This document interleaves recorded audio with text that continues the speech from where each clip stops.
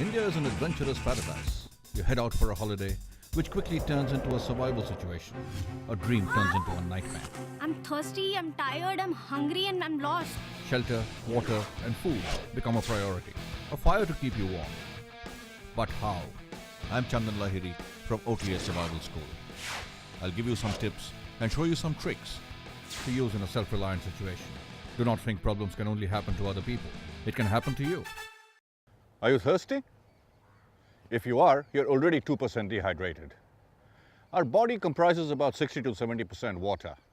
It's one of the most important ingredients to keep us alive.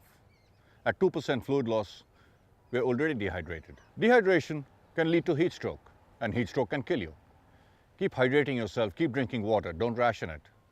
Take a look. Are you thirsty? Yeah.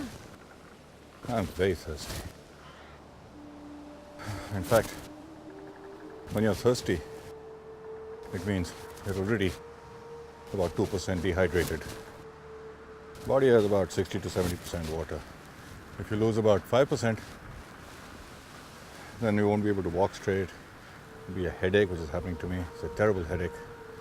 Lips will be dry. Slowly the tongue will start becoming leathery and you won't be able to speak properly.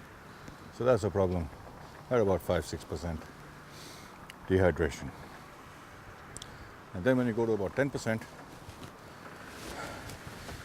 then another problem starts. The tongue will become swollen and you start feeling giddy. There'll be dizziness, there'll be nausea, there'll be difficulty walking in a straight line, and that's at 10%. When your fluid loss, your dehydration level reaches about 15%, there's dim vision, you can't see properly, you might start hallucinating. Sounds scary. It is scary. You might pass out. There could be vomiting. There could be numbness in the fingers. That's at 15%. And beyond 15%, guess what can happen? We'll say goodbye. You'll say goodbye and look at the earth from up there.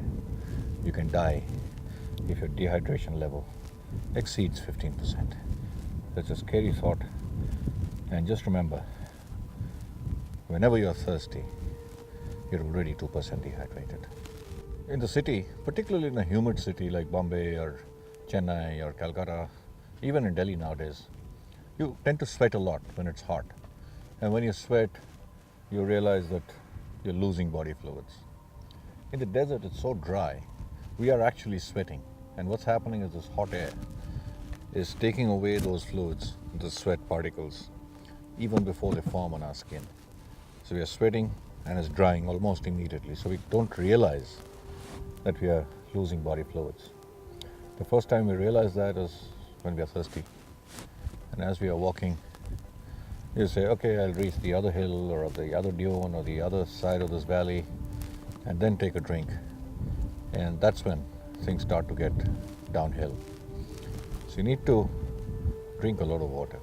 And when you are hit with dehydration, you need to sit down, you need to conserve body fluids, drink a fair bit of water, rehydrate all the water that one has lost from the body. Don't go up to 15% because that's the danger limit, that's the danger zone.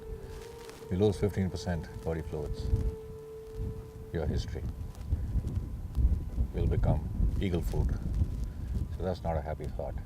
Dehydration can kill you, particularly in the desert. That's how important water is for our body. We need to be hydrated. We cannot afford to dehydrate at any cost. So just keep drinking sips of water as you go along, which is why we keep it outside our bags, so it's immediately handy, immediately available, so we can take a sip. And remember, dehydration can kill. It's killed a lot of people. Let the next person not be you. Just remember, when you're out in the desert, it can happen to you. Learn to adapt, improvise, innovate, and overcome. To learn more tips and tricks, visit this site. I'm Chandan Lahiri, and I hope to see you soon at the OTS Survival School. Leave nothing but footprints. Bring back nothing but memories.